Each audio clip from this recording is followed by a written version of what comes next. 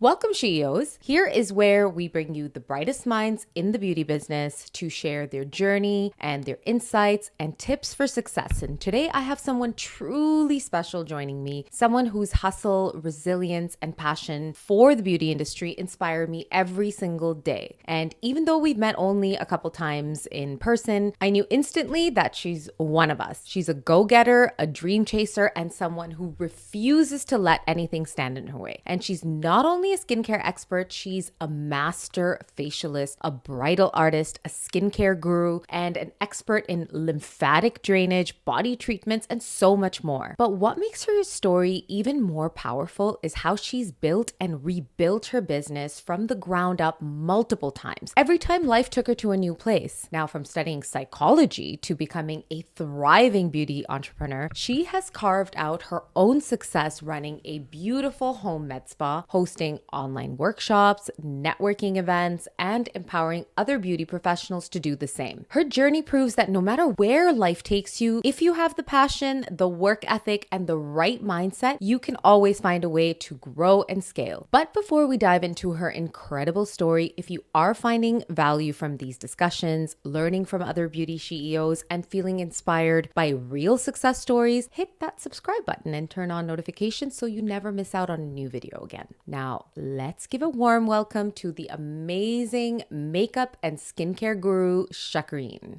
Welcome. Thank you. Shak. Is Shak okay? Yeah, Shakereen? Shak's fine. Yeah? Shakereen. We've known each other for over 2 or 3 years, I want to say. Yeah. On and off, we've bumped into each other in, our networking events, birthday parties of other makeup artists. Like, we're all very close knit in the GTA, which I love. Yeah. I absolutely love it. And that's when I saw you. You caught my attention. We've been following each other on Instagram, supporting each other's businesses. And I just love it when I see another girl boss, Oh, you're sweet. So, We've been wanting to do this for a couple months. yeah, So exactly. time has aligned. And little did I know you're 7 minutes away from me. Like, what is this? Oh my gosh. By the way, your skin is just, it's butter. Thank you. It's butter, literally. And I'm I'm a walking billboard, man. yeah, That's what we have to be. you have to be. Yeah. Exactly. Walk the walk. 100%, 100%. So that's kind of where I think I'm going to start picking your brain. Tell me your story. Like, tell me how you got into skin, makeup, everything that you do. Okay. Well, thank you for having me here. Of course. And I just got right into it. I got super comfy. I love it. So there's a reason I had a day bed. Clothes, and I'm like, I'm just going to jump right in. What does your shirt say? Okay. So it says Momsicle. Oh my God. Okay. One who stands at, what is it? At the ice rink and freezes for the love of her child. Oh my God. That is adorable. I love it. I love two these boys that play competitive hockey. So you're a hockey mom. Yes. I'm always at the rinks. Love it. How do you manage all of that? Like, how do you manage motherhood and your career? I mean, I know there's so many questions I have. This is definitely one of them. Honestly, it's just, and I tell brides this all the time because this question comes up a lot in sessions and treatments and all of that stuff. But I just, you gotta do what you can do as it comes, right? I think if we go from point A of like when we got married to thinking about where we are now, I think anybody would get overwhelmed. Yeah. But it just kind of picks up as you go and you just gotta go with it. And 100%, I've always been a type A type of person. I stay busy. You want to always pre-plan everything. Yeah, I stay busy. I like kind of have my day mapped out, and if I don't have it on my phone and my schedule, it doesn't happen. It doesn't happen. And like the lists have lists sometimes. I'm exactly like that. Yeah. I think a lot of us, we kind of need to be. We have to the lives that we want to live. Exactly. And if you're running a business, a small business, having your family, having your social life, and also time for yourself. I'm huge on what I call self-preservation. Yes. And we realize how important that is so many years later because beginning of your career, you're like, I'll sleep when I'm dead. I know. And I think also you get away with a lot. You do. You get away with a lot when you're younger. And as you're going through the process and as we age gracefully, we know that the time that you have for yourself actually means a lot. It actually means more to me than than it did back then. 100%. So it means more now. The recharge. Yes. Absolutely. Yeah. So going back to like, obviously, you and your story. I mean, how you got into all of this. Yeah, where things started, I guess. So in my uni days, I was studying psychology, and although, you know, it was part of my degree, I knew it wasn't probably where I wanted to go. I kind of got a little freaked out by my co-op. Oh, you did? I did. What happened there? I was kind of thrown into the deep end of working at a psych ward in a mental. Okay. Yeah, it was a little too much at like, you know, 21. Right. But looking back and finishing my degree, it's really set me up with what I still do today. I work with people. At the end of the day, what I do is people management, working with people in 100%. Some really stressful situations like weddings, you know. I feel like if you're running a small business or a business, you need to be an expert in psychology. And maybe this is why, tell me if I'm wrong, you like psychological thrillers and like murder mysteries and like all. And wonder why people do what they do. Well, that is it. I know. I want to know why this level of narcissism exists or yeah. And also the opposite end. I don't always look for the dark. I know. But I know, but 100% why people do what they do is very intriguing. And I like to think, I was telling my husband earlier today, I'm like, I am really good at reading people. Like, that's one thing that I think I can really do quite well. I'm confident in. And as soon as somebody walks into my space or in my studio, like I want them to feel that warmth, that welcoming. Yeah. And you can feel theirs. Yeah, and you can feel theirs too. And you can just see, like, when somebody comes in and, you know, I was really intentional. I've moved around so many times. And with this, because obviously I do work from home. I have a home studio. With this setup, I was really intentional with the space of, like, I literally want people to walk through the door, because we live in such a hustle bustle type of culture, to come in and literally take off their jacket and just go, literally, and the space really promotes that. Girl, you gotta come by. Yeah, 100%. 7 minutes away. 100%. But it really promotes that, and it goes back to knowing that, you know, when you're, and you, I'm sure you see this too, working in beauty, that like we are working on people's confidence, and you can feel it too, whether it's a bride or somebody that you're working on with hair. Girl, how do we feel when our hair is done? Like, you know what I mean? When our hair is I feel like refreshed, I can take over the world. You literally feel like some sort of superwoman. Yeah. Yeah. It's the crown you wear over your head. Honestly, I know that sounds doesn't matter what's cliche. Going on in your life or in the background. You just feel so much better. And it's the same thing with skin. And same thing with part of the reason why I got into skin, so obviously going from uni, I always had a creative sense. I was working and actually doing henna in weddings. Oh, wow. And my mom had her boutique store. So back in Edmonton, where I'm from. Edmonton, Alberta. Okay, Edmonton. When did you move here? I moved, to Toronto? Detoured to Toronto through New Zealand and Australia. I was there for 10 years after I got married. And then 2016 came to GTA. Yeah. Okay. So with my mom's store, like, she was getting a lot of clients for me. Like, you know, she'd be like, oh, okay, you're getting married. Like, my daughter does henna, blah, blah, blah. And that kind of also opened up other doors of, like, doing makeup and hair, things that we were already kind of, like, into. Yeah. Got certified. It was something that I just did in my pastime. Right. I knew that, hey, it's, okay, first of all, in Edmonton, back then, weddings were only done in the summer. We literally had 2 months of weddings. Yeah, I think it was it's like very that. different now. Yeah. But back then, it was a great summer job. Because, like, you know, you had uni during the year, and then you'd, like, work in weddings during the summer. So so that's where I got my start. And then I got married at 22, so really fresh out of uni, and moved to the other side of the world. Because that's where my in-laws live. Right. And which is where? Sorry, the other side. They were in New Zealand. At the time. Oh, wow. Yeah, so really the other side of the world. Literally, girl, it's the other side of the world. Especially back then. This is before social media, WhatsApp. Facebook was just coming up. You know what I mean? So it was really different moving there in my early 20s and kind of starting life anew. I didn't have any friends. I just had my husband's family and his friends. Yeah. And I started working in recruitment and HR as my day job. But then I was like, I miss my passion. Like, I miss what I really kind of did back home. So I just put up a couple of ads and just picked up from there because people saw my work. And over there weren't really anybody that was working on South Asian skin. And it was honestly for me, it was an outlet of like meeting people. Yeah. So I was feeling very siloed. Yeah. In my first year of marriage, just very lonely. Obviously, I had people around me, but they weren't per se my people or people that I grew up around. Right. You know what I mean? So it was a very different. I think I cried every day that first year. Oh of my marriage. gosh. Do you know what I mean? Yeah, So we're it not was meant just- to be lonely. Exactly. You know? And when we come from such social backgrounds, like we're like, you know. And we're we were literally just talking feeding about it. off We're of like, each other's energy. Yes, exactly. Where Yeah. you move into like, okay, I love living here. Like there's palm trees, you know, there's beaches everywhere. It's Yeah. beautiful. But you still felt like something really was missing. And you needed connection. Yeah, you needed connection. Yeah. So that's how I started my bridal business there and just picked up Wow. brides and literally they became my friends.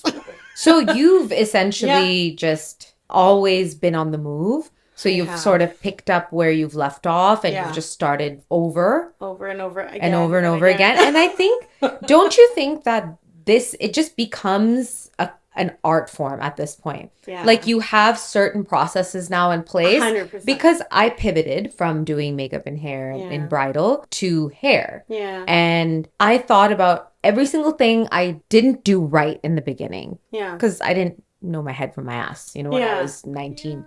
And I was like, you know what, this time around, I'm going to do it differently. Yeah. And then I started realizing like there's strategy to all of this. 100%. And so my husband asks me all the time, like, if we get up and we move somewhere, I'm like, I'll have no issue. Everybody wants their hair done everywhere. Thank you.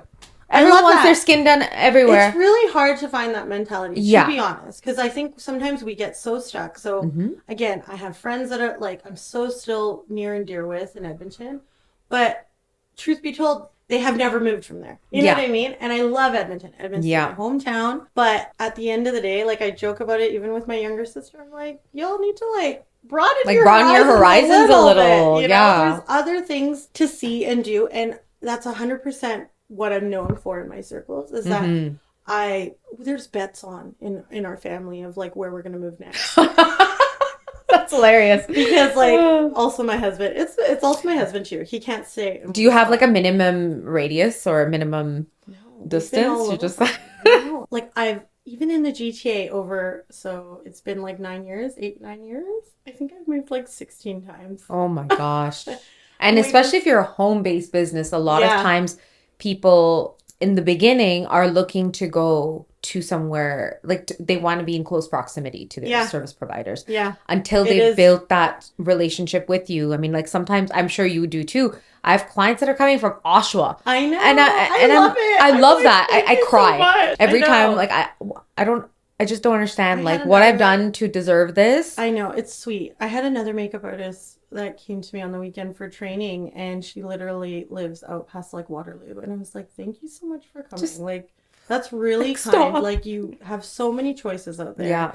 And we've talked about this too. Like, we Yeah. all have our kind of like 100%. I think what works in our group of like makeup artists and beauty and just what I like to call creatives is that we all know and understand that we have our own audience. Oh, 100%. We absolutely, some people that look at us from like maybe the outside are like, oh, that's really great that you guys are like all friends. Yeah. And then I'm like, Yeah. yeah, why wouldn't we be? And this is something that I've always yearned for. So this is one thing that I would definitely say that was missing for me in Australia and New Zealand. Community. I couldn't find it. As much as I tried with some of the artists there and like tried Did you to, find like, it more catty? Yeah. Yeah. Yeah. And maybe that was also maybe more the mentality back in the day. Yeah. And I'm sure you felt it too. Oh, yeah. 100%. Like COVID really, I think, brought us together. For sure. That's one thing Yes. that I would say that over COVID, because we lost so much of our own Yeah. community, we couldn't see our clients. Yeah. We couldn't do our services. Yeah. We almost kind of like leaned on each other because we're Yeah. like, hey, we kind of miss like seeing people and So hanging out true. with people and, Yeah.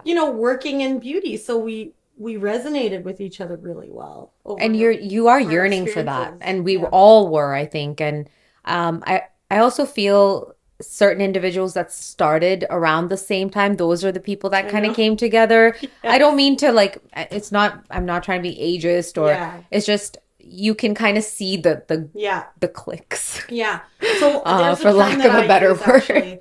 I call myself as like a traditional makeup artist. Like Yeah. where I was taught a certain way, Yeah. you know, we were taught to use our fingers and our Absolutely. brushes. That's me. And beauty blenders and all of that stuff came way later. Came with like how the onset of social media and all of that stuff. So that's how I term myself, is that like, like you had to go to a school Yes. to take a diploma program. This is exactly what I did. That's I it. didn't. Certifications were really key. And kudos to those that are able to like kind of be self-taught. I think Absolutely. To some extent, all of us are still also self-taught because we yeah. had to like, you know, with creative work like this, like you have to always be practicing. Yeah. You always have to like, you know, really upskill yourself. Learn because from things- every artist. Yeah, things Every change single all one.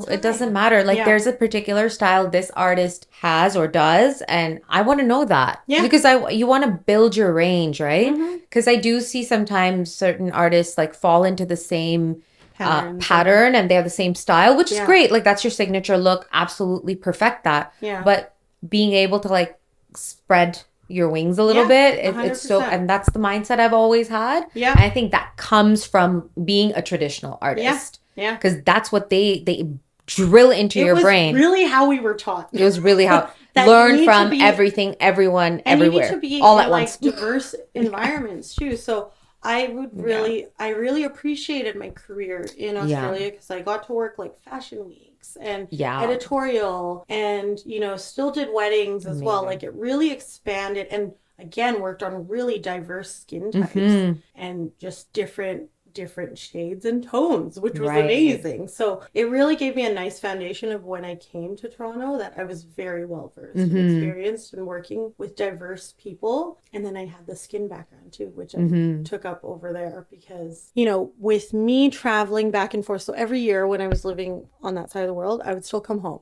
Like still come home to visit my family, yearn for it, all that stuff. But what would happen is it would like really mess with my skin. Oh my gosh, travel? The traveling would really mess with just the flight. Yeah, just the flight. And also we're in opposite seasons. Okay, so on that side of the world, Australia, New Zealand, like if it was summer there, I would jump back into winter here. Right. So it would really F with my skin. And your skin it knows the seasons. Yeah, 100%. Based on where you live. Yeah. I don't know if that's just like in my mind. No, it does. It's true, right? It does. Okay. Yeah, it does. And basically just like everything, like our body needs nourishment of like, you know, when we're in season. So that's why you're supposed to have like things like seasonal veggies and all that stuff. Like that's to get the nourishment, right? 100%. So it's the same thing with skin. And so I was like, man, what is going on with my skin? Every time I would like travel back and forth. And then I also obviously saw it in my brides too, that like, you know, sometimes makeup was not always sitting the way that we wanted it to. Why would this be happening? I would send them elsewhere, but then not be happy with what they came back with in terms of their skin, or they would have reactions. And you almost know what it is that they need just because of your own knowledge in that, right? Yeah. And especially in Australia, because there were so many outdoor weddings, a lot of the makeup looks and even the hair looks were really natural. Okay. Yeah. Because it would be like beach weddings or you'd be outdoor, like literally near a cliff. Yeah. And it would be windy, like people, 100% beautiful, picturesque, right? Yeah. But like, girl, you got to take that into account for makeup and hair. 100%. 100%. And I'm talking about still like Indian weddings, right? Like, so very different. But at the same time, like, it really irked me. So I was like, I need to set the record straight when it comes to skin. And I just went, just like everything else, because I'm a nerd and I love to learn. I just went and got certified. Why? Yeah. Why? I need to know why that's happening. Why is it happening? Like, somebody teach me.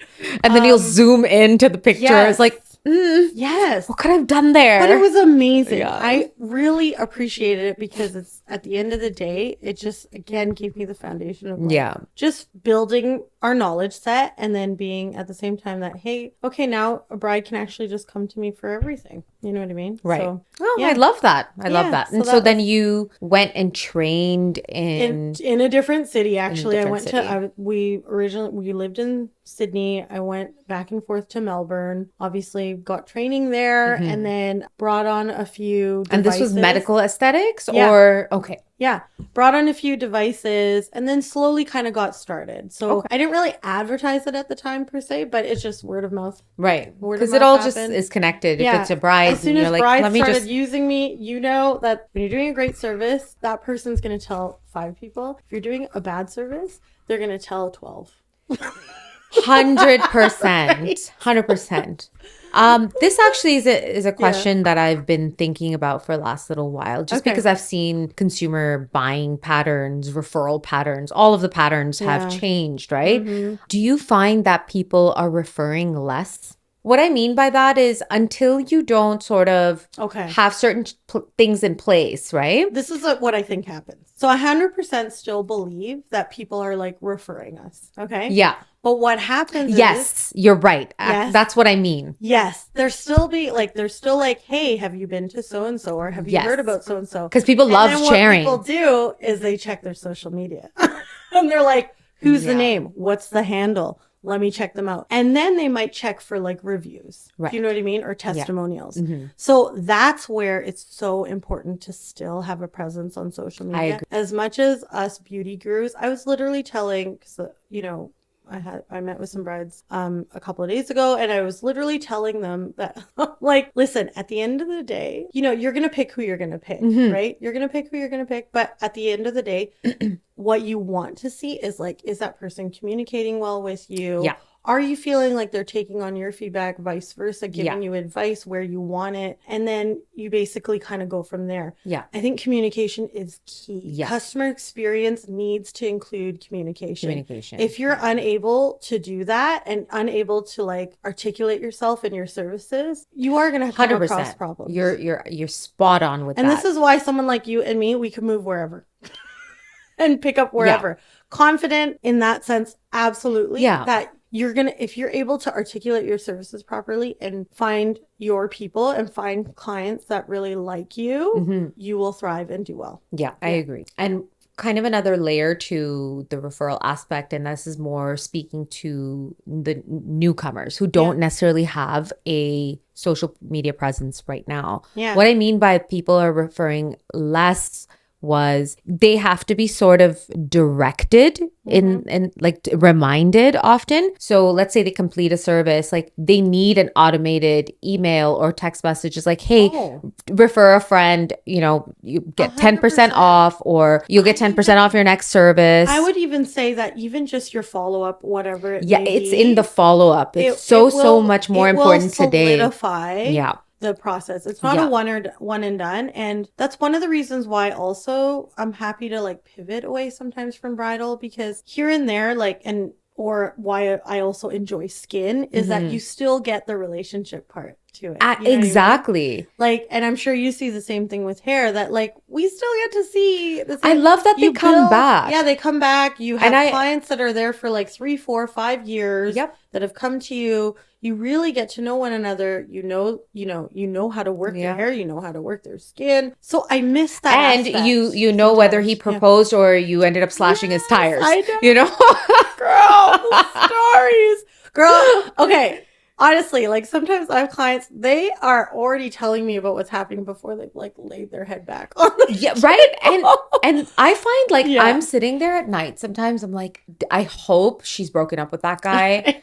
He's just not right for her. And normally, don't you think like in your own friend circle, you can't give advice like this to your friends, right? No. But hairdresser or skin therapist relationship is, I don't know, it's gospel. It's sacred, right? 100%. And you be like, girl, you need to leave him. Because I have a different take, but I'll let you finish. You finish. I just feel like I'm able to say it in like the nicest possible way, of course. But like they accept that advice and they take it to their heart so personally. They're like, oh my gosh, he really has my back. For sure. Yeah. For sure. Even like I completely understand that relationship. Yeah. I think for me, it's like because, you know, we've really quieted down the space. The mind Right. is quiet. So whatever comes up for them, I actually just let them speak their truth. Yeah. And I just listen. Yeah. I listen. I don't per se give back anything, but I think sometimes when you're like lying back and you're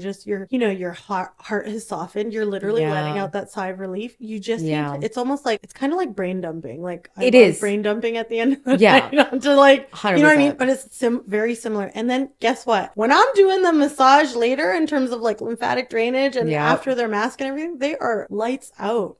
I love it when they fall asleep because they've released so much. And my husband kind of jokes with me. He's like, because, you know, I never went and finished my master's or did anything else with my psychology. He's like, you should go back and then now add on another service. It's almost like you'll know exactly. I feel like you're prepped. God. Yeah. If you do end up taking full circle for sure. I think you'll just fast track your way. For myself personally, I'm like, man, I ran away from that, but did I really? But did I really? No. I honestly, I'm like, I am a therapist. Oh, 100%. And I'll only give advice when I'm asked. Yeah. Of course, you know, they're like, what do you think I should do in this situation? Like, what do you think? I'm like, you really? So I asked them, like, do you really want to know the PG answer and like what you want to hear, or do you want to hear what I have to say? Yeah. Like, I can give you either option, right? Yeah. Oh my gosh. For me, honesty is the best policy, and they're like, please, no, please tell us, right?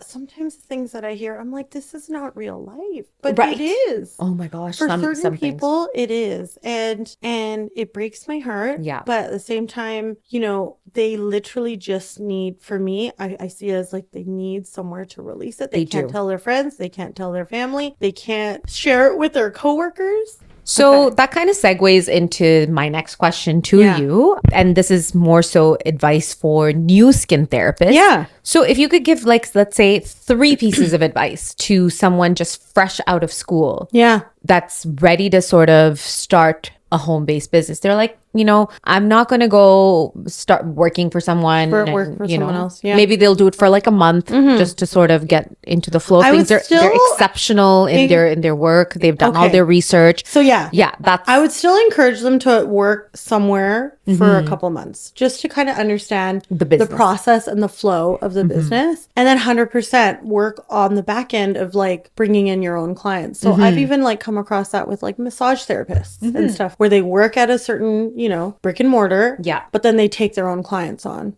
as well. You know what I mean? So, you're right. I have seen that. Yeah. So I would still encourage that first and foremost, because you need to, like, fresh out of school or fresh out of any certification, you get like just you get hands-on understanding of what to do. Right. I agree. But the business side, who's going to teach you that unless you've taken some sort of like course or you've done some shadowing? So even like with makeup artists as well, like anytime I'm training anyone, like I encourage them to shadow with me like in the summertime. Yeah. Too. Because it's such a different take to being like one-on-one, right? Then secondly, I would say is absolutely bring in your sister, your mom, anybody that will allow you to work on their face, your friends, do a model call out, put up an ad, because the more people that you work on, the better you're going to get at your skill. Absolutely. And you're going to better understand skin as well. So similar. That's kind of across the board. Across the board, no matter how many years you've been in the industry, you always want to have. You know, you may learn a new technique. Yeah. Do a model call. Yeah. You have a slow period, which January and February sometimes is. Yeah. That time from like November to Feb, I do a lot of content creation. Same. That just allows me to like film people, work on new techniques. Yeah. What you're going to be doing throughout the year. Products as well, because usually for us, like kind of that March, April to October, it's pretty busy. It's so busy. So skin and hair is very much, has the same sort of schedule. I mean, it's interesting. This December, it was really crazy busy. Yeah. December and even holidays, right? Yeah. It's just literally after the holiday season. Was kind of crazy. Yeah. Yeah. And then I did see like February was busy too. So I feel like there are lulls in the business, but you should take that time to really kind of build up your content creation. Absolutely. And just do your model calls in whatever which way. So for someone like me, even I still do model calls, but I don't per se say, hey, this is your facial during the actual like content creation time. No, I will actually also give them a service of a facial or pay them for their Yeah. time. So you absolutely need to be ready to be like, I'll be honest, I don't do things for free anymore. Yeah. And I don't expect people there's like a to model come to me pricing. for free either. There has to be some sort of barter for service 100. or payment, because if you're expecting them to do a good job or even show up, Exactly. you need to like offer something. So that absolutely will help build your content creation, like your content bank. And then the other thing that I would say is network. Like literally go to events, put yourself out there in. What about individuals who are shy? Yeah, I would still say you got to push yourself. Just push yourself. You got to push yourself. It's not easy, but once you start like finding your groove, you will find your people. You will find like, sometimes I even just like, I join a lot of those like freelancer groups and like women's They're groups. great. They are great because they're just a different avenue. You don't want to put all your eggs in one basket of like being like, I'm just on Instagram or I'm just on TikTok. Oh yeah. Because guess what? We've seen what's happened with TikTok. It can be taken away. It can be taken away from you. Yeah. So build your presence in person in your communities that you're in, whatever you're comfortable feeling and doing. Absolutely. Even just like your local, let's say if I am going to like my hairdresser, leave a couple of cards there. Like ask. You're not going to know what the answer is until you actually ask. Or your gym. And it gets sometimes easy. It's just knowing who to kind of like to approach. And even if you're not sure, just ask. All they can do is say no. You're absolutely right. And it's nothing against your personality. It's more of just a business thing, even if they are saying no. Maybe it just doesn't align with them at that time. Yeah. So, and what's the worst they're going to say? No? No. I think the whole collaborative efforts of people that are like business owners are a lot more open-minded than when we first started. Oh, 100%. Right? And that's because of social media. That's definitely a plus point of social media. Sometimes I bag out social media because I like to be behind the scenes. I'm a, by trade, I literally am behind the scenes. Yeah. So, but one thing that social media has done for us is like put us at the forefront. We do need to kind of like be out there, be in the community, find your groove, find your people, because you can absolutely, this is one of the reasons why I can confidently say that I can start up anywhere. So there's that. And then I would say when you're first starting off, I wouldn't even say don't do discounted services. Don't do anything in terms of discounted services. Price yourself according to your skill and your experiences, but also do bundles. So as a skin therapist, doing bundles or offering packages are really a great way to get clients buy-in. So for me, I have done things like where I'm like, hey, you can come for like 3 or 6 or 9 treatments. But I find that once they come in for one and they see what my service is like, how I use 6 or 7 different kind of modalities and one, I don't stick to just using a machine or I don't just stick to using my hands or certain products. It's really about like actually using a bit of everything that I get impact in that one facial. And really key is taking your before photos and your after photos, because that's how you can put them side by side and show the client the impact of even just one. It's unedited. Oh yeah. Lighting is important, but everything is unedited. Lighting is huge. You're putting them under the same lighting. Yeah. Before lighting is and after. I've been accused of having different lighting because of my before and after photos, but it's absolutely always under the same lighting. You need to make sure that your lighting is correct. Yeah. Sometimes it's just the room light might be on by accident in the background. Or... I mean, I just hate, us makeup artists, we hate spotlights. So we're really good at like and that's where content creation and having models come in are really key. So every time I start up a new studio or I move to a different space, I make sure it's like a whole other topic, but I make sure to bring in somebody that's going to model for me, and I check lighting first and foremost. That's always the first thing that I do, because none of my content creation is going to be good without the proper lighting. Yeah. Natural, but lighting. And then that's the other thing that I would say, because once I see the before and afters, that's it. That's all they need to know that, okay, this is actually working for me, because they will see the micro changes of what's happened from before the facial to after. And then I would proceed with the customer experience after the facial. So for me, you're not just paying me for that 75 minutes, 90 minutes. You are literally paying me to literally be your like skin therapist. and they get access to me on Through WhatsApp. WhatsApp, Yeah. through your socials. So that's how I kind of keep a client file, basically, is through WhatsApp. Okay. Yeah. That's actually great advice. And same thing goes with hair. It's Yeah. exactly the same process. Like Yeah. you have access to me. Your hair, the thing is with hair, you have it one way when you're leaving my chair, but it changes with every wash. Yes. And sometimes people don't realize that. So there's like a whole life it has to live outside. Oh my And gosh. everybody's hair whole and routine. skin chemistry is different. Yes. You know, what might fade for you in 3 washes might take this person 10 washes. So that's also something you have to sort of keep a note of yourself. Yeah. And as you keep doing this, you learn that skill. I mean, But you have to just be very observant. Well, that's it. So one thing I tell to my clients is like, you yourself are going to know your skin the best. You stare at yourself every morning, every night. No dermatologist, no doctor, no any other professional working on your skin. And I'm sure it's the same thing with hair. They don't know more than you. But what you need to do is make these mental notes or write it down on your notes on your phone. Most everything booking available. apps have the notes area on the client file. Yeah.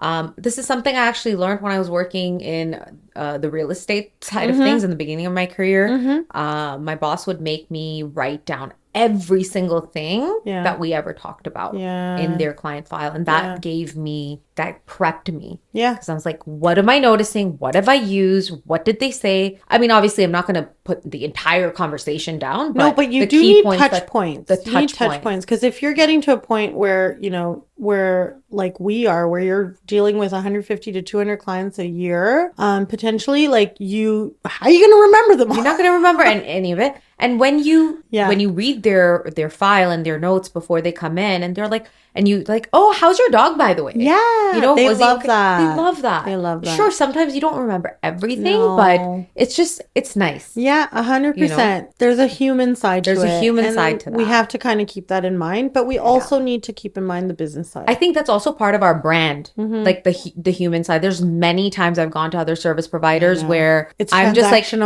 you're a robot at this point. It's transactional. Okay, cool. And I'll never really go back. So that's why, to me, I'm like, I don't want that as part of my business. And you're like that too. I know it. I can sense it. I just term it literally as customer experience. It is. It's at the end of the day, I think, unfortunately, in a lot of places that's lacking. And then people ask themselves, okay, why isn't my business doing well? Really look at your customer experience. Really look at it like under a fine lens.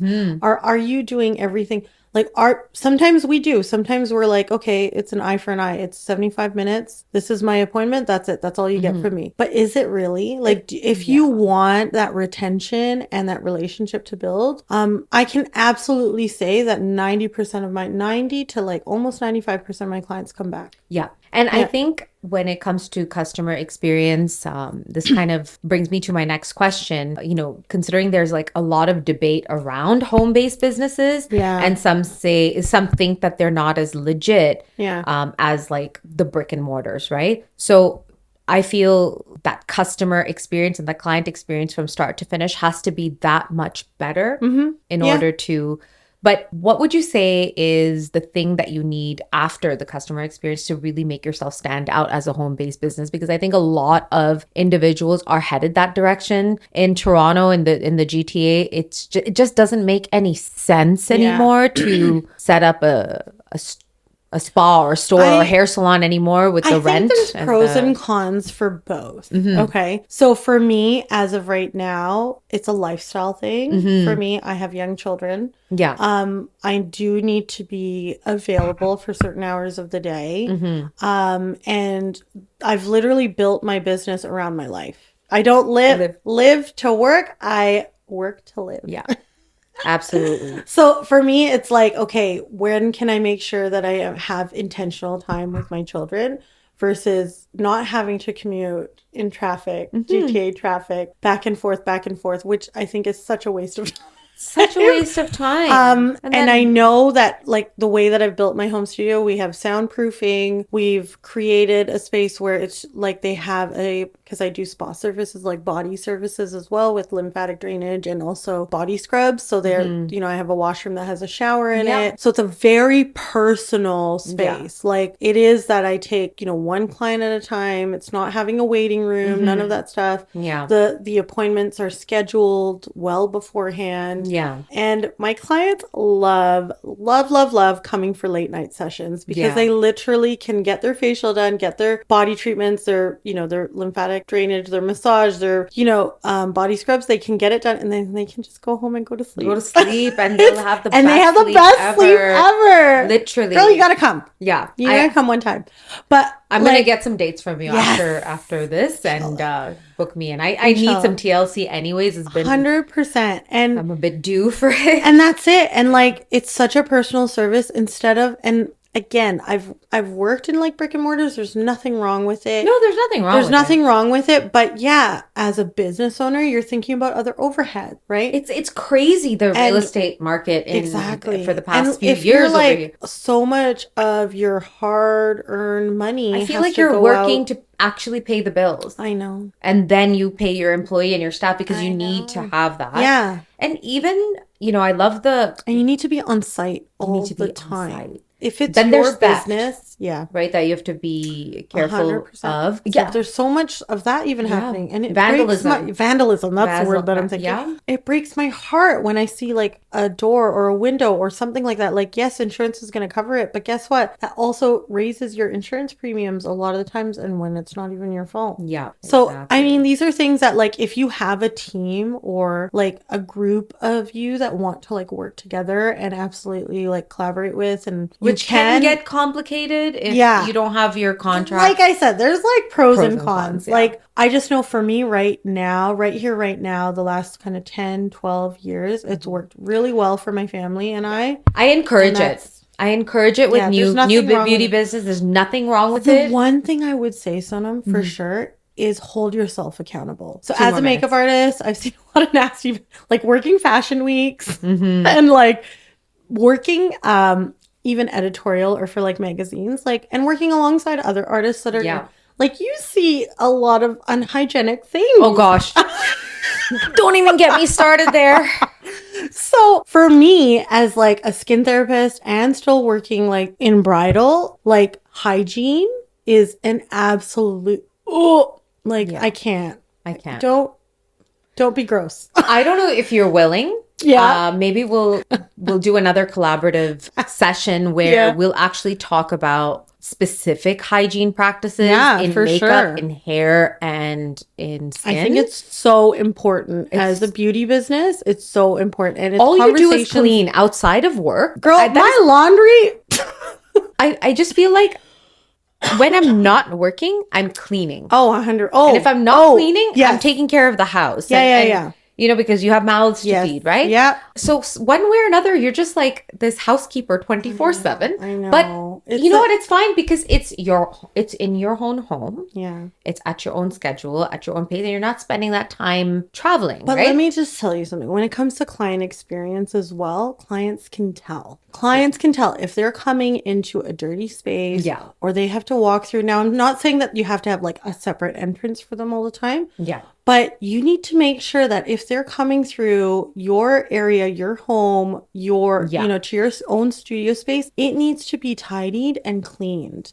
Like, and I'm not saying like, even just having like dust bunnies and stuff. I know people just, so if you're going down the route of home-based business, have good products that you're using, good products being like product lines, because there's a lot of other, I mean, this is again, something we can talk about later, but ingredients matter for what you're using. Yeah. And then also like making sure that you like, for me, it's important for my clients to see that I have like medical grade hygiene items 100% my spa. It's not hidden away. It's literally like I've got my medical grade wipes. I've got literally everything. Yeah. Like they see me using hand sanitizer. They see me washing my hands. They hear like these are little tidbits that they pick up on and will tell the next person that, hey, oh my God, you need to go to Shakereen. It's such a clean and beautiful space. You're going to feel so good about yourself. Like who wants to go to like I'm just being honest. Like, even for hair, like, who wants to go to some place that's just Sticky? You stank. Exactly. Like, no one wants to go. It's happened to I me have before. I'm like, also I saw the experienced comb it. being put down. I'm like, why is this comb sticky? No, I literally asked. I was like, why is this sticky? 100% you should ask. And I asked too. It didn't appear like a a random place. It looked nice from the outside, like they spent money on their interior. Just I don't even care for fancy sometimes. Yeah. Just clean your stuff. Oh, 100%. Right? Like I have this ritual at the end of the day where I'll take all my brushes, everything that I may have not even used it, I'll dump it in these Home Depot buckets. Yeah. And they're filled with barbicide. Yeah. You know, barbicide is like the industry standard of what we use to sanitize. And then in between, clean. Just clean in between. I have a 15-20 minute window. Exactly. Clients that you can't book. So you can book online, but it will immediately block out 15-20 minutes because that's how long it takes me to tidy everything up, clean everything up, and make sure that you're coming into a clean and sanitized environment. Exactly. And even if you spill over into that 15-20 minutes, I'll bring my next client in. Yeah. I'll have a area that's like always clean. I'm like, and you can have a seat here. Yep. Please let me do this. Yeah. I'm just they appreciate that. That's what they would rather. They would rather wait that 5-10 minutes. And sometimes it's like, hey, okay, cool. I can just go grab a coffee, or let me just wait in the car and finish a call. Exactly. And they're totally okay with that, 100%. So back in the day, I've done laser here and there, and there's been certain places that I've also in between because when you're breastfeeding and stuff, you can't do laser, so you wax. I've been to some dodgy ass wax places around here, and I'm just like, that was not a good idea. I hope I don't have ringworms. I don't get anything. Because you see them online and you're like, oh, this looks pretty legit. Or even I've done brow lamination, like just different things that you try being in beauty. Yeah. And I gotta be honest, I have high standards, I think. Yeah. There's a lot of people that I didn't go back to. For sure.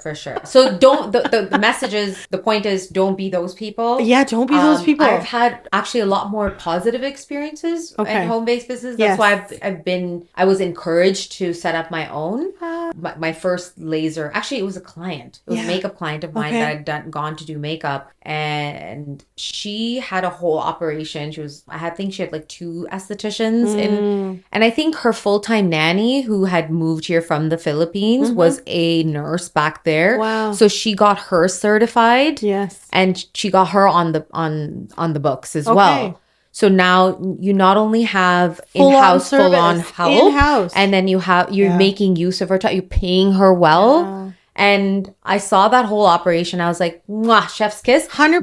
This is the standard. But you walked in seeing it. I walked in seeing it. And the funny thing is, I was providing the service at the time. But it was like, I need to come to you. Yeah. I really like how this is the standard. I love that. Right? Yeah. So, and then also the way they had set the whole place up, it doesn't feel like you were going to a basement. To a home. Yeah, I know. Exactly. And I understand totally. Yeah. Not everybody always has the money for a massive renovation. You're starting off with a room. You can still start off with a room. Yeah. Listen, we all got to start somewhere. All I'm saying is keeping it hygienic. If there's nothing else. If nothing else, it could just be a plain room. It doesn't have to be fancy. Like literally, I'm just saying, as a skin therapist, all you need is a bed and a sink. Yeah. And a little countertop or a little cart.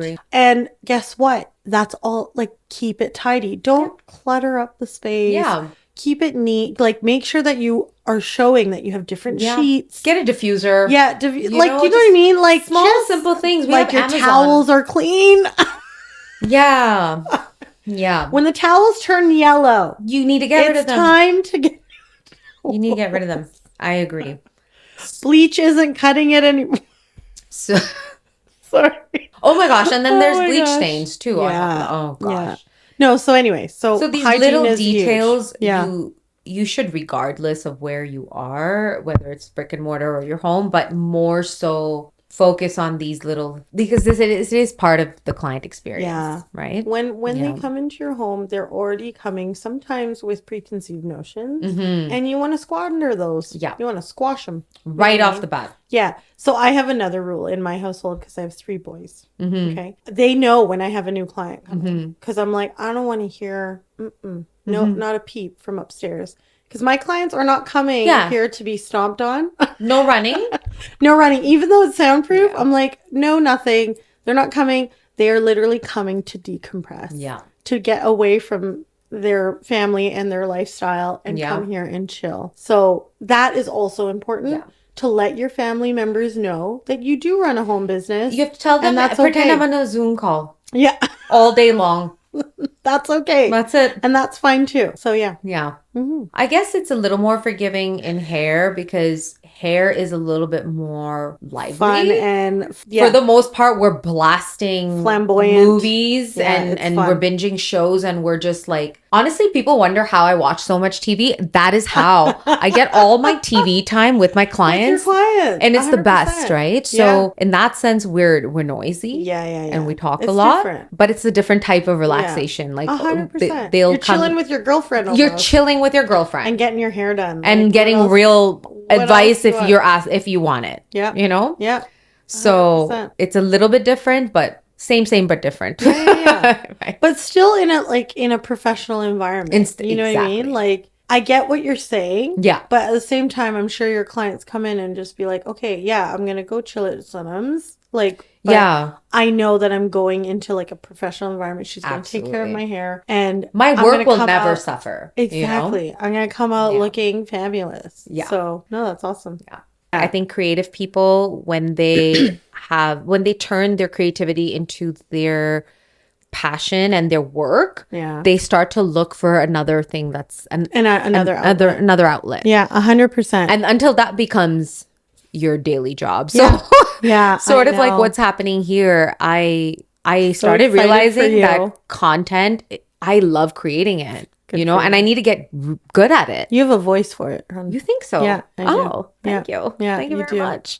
Yeah. I was a bathroom singer. You were? Yeah. I mean, not just a bathroom singer. My brother and I actually. You do have a voice for it. My brother passed away, but he was an excellent singer. Yeah. Just, he used to do all these shows and stuff. But I was a little bit on the shyer side. And every once in a while, he'd be like, hey, we need to do a duet. And...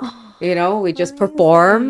But singing, for some reason, I found to be an outlet, but it was very personal to me. I always felt like this is reserved for me and my people. Every once in a while where I'm feeling a little courageous, I'm just like, all right, guys, everyone get together. Sonam, we got to do you got to do an episode where you like let it out a little. Oh my God. The pandemic, I actually randomly just sang on my stories. I was like, oh my God, I don't care. I'm just going through this thing. Everyone's just going to bear with it. Okay. You got to send me that video. I want to find it. I will.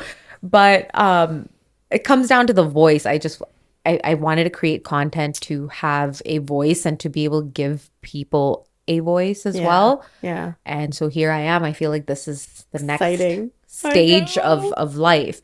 And so I want to talk a little bit about doing the inner work and like identifying these types of things. Yeah. Because business growth isn't just about strategy, right? No. It's about your mindset. It's about, certain inner work practices that you have to put in place on a daily basis to scale your business, to grow, to allow for your business to unfold into different pathways, right? Mm-hmm. So what would you say has helped you stay grounded and helped you kind of expand? I think it's twofold for someone like me. So, and I'm sure that you can kind of relate to this as well. Being solo or being a solopreneur, like it does get really lonely. Oh, it's right? so lonely. It can get really lonely. And I think that's why we do have a little bit of a group where we can kind of like, bounce ideas off of, or at least get together every once in a while and just make sure that, it's just so enriching. So I feel like you need to find your voice even within that. Like, okay, you need to kind of find people that are like-minded so that you can share your ideas and find that safe space that, hey,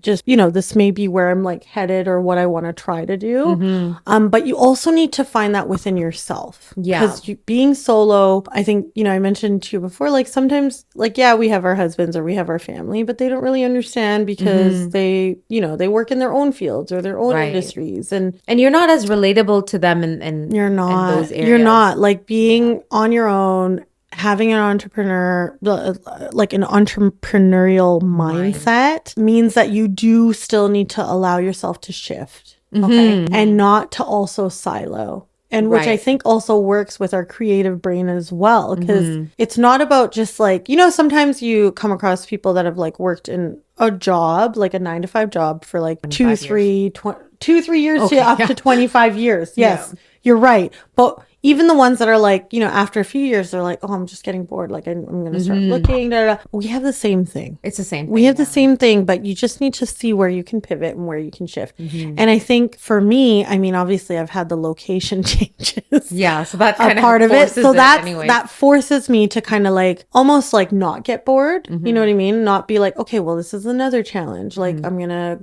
go and like, again, find my community.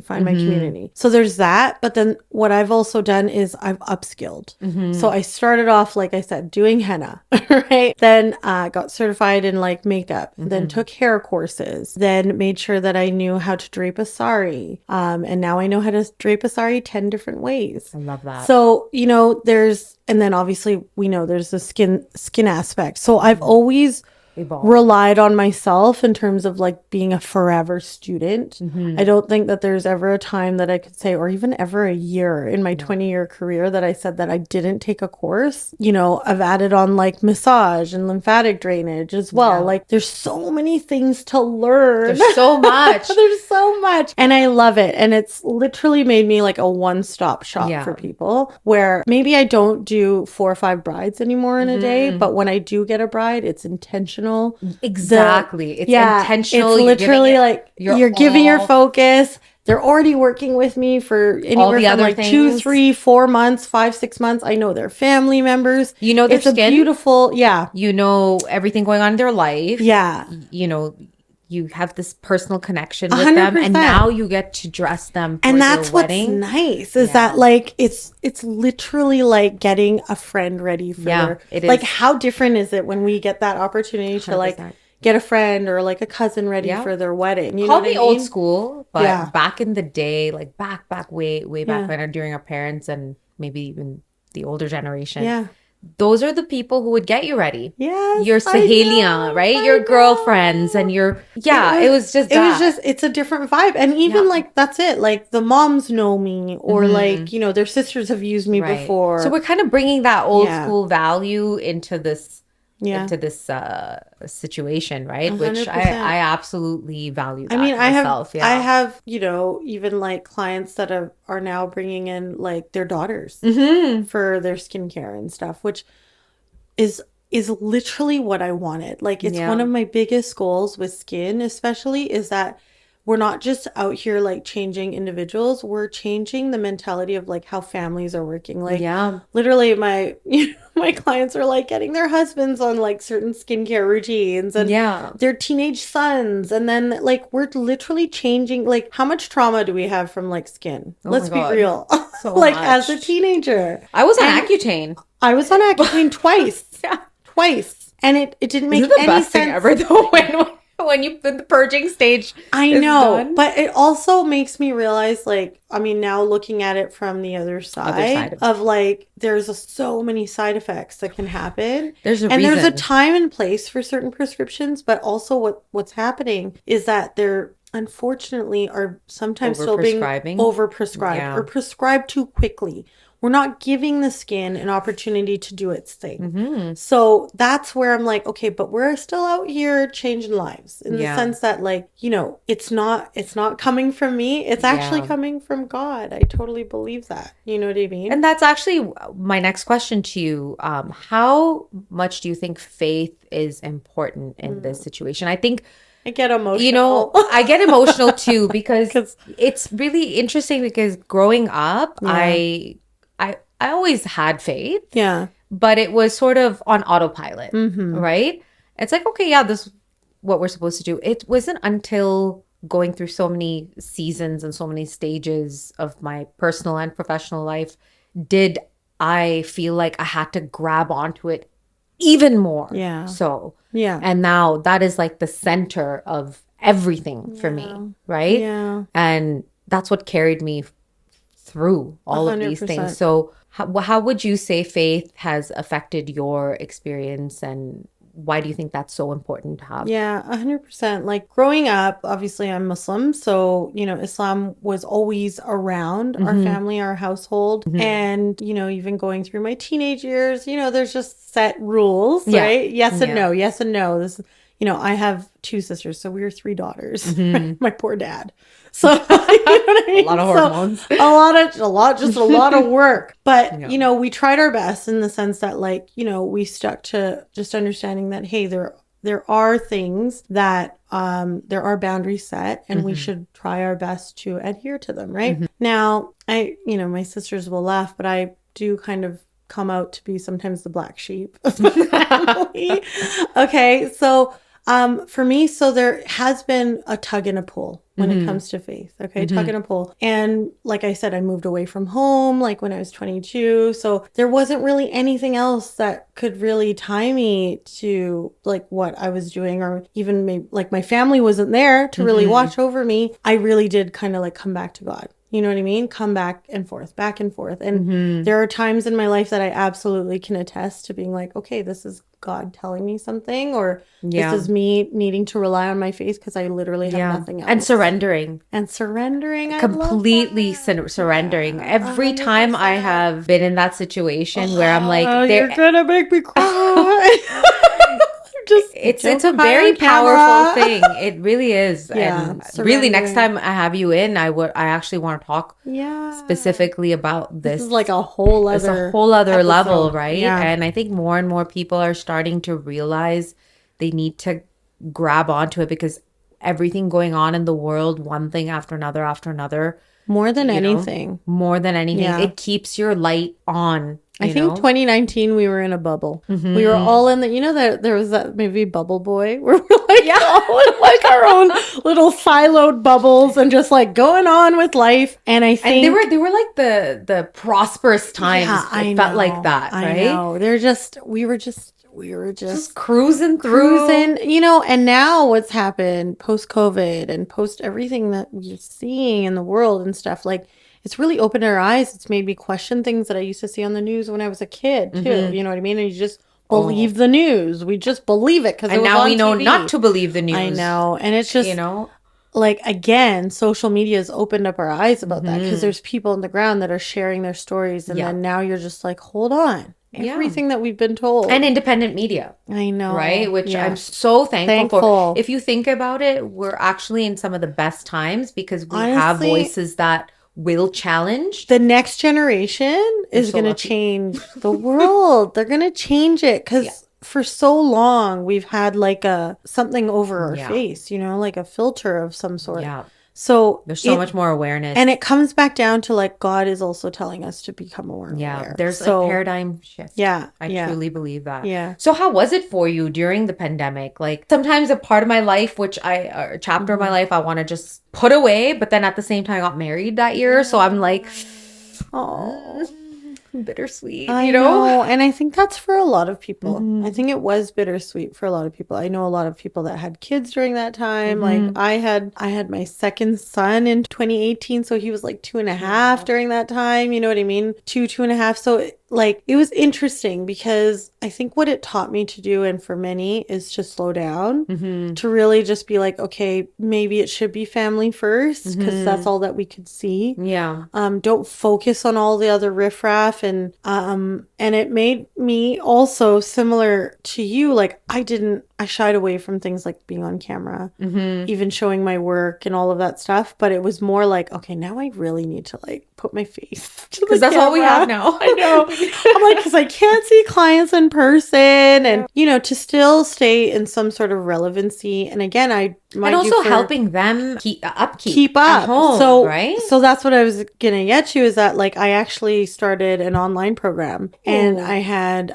basically 3 rounds of it over COVID, where it was literally like it was a skin balance program. So was like a 6-week program people signed up for. And literally it was like what I basically talk about in facials, I taught over online. Wow. And still, I Do you have still clients. do this? I don't do the online program, but it's a lot of it is incorporated in my day-to-day activities with my clients in person. And I'm sure you have so much. I see your social media, I see your Instagram. It's packed it's a with lot. information. It's all about education, because at the end of the day, like, we're out here trying to like change the false narratives that are Yeah. like I said, social media is great, but there's also things that post-COVID, what I've seen, especially as a skin therapist or working as an esthetician, is that it's hella confused people about skin.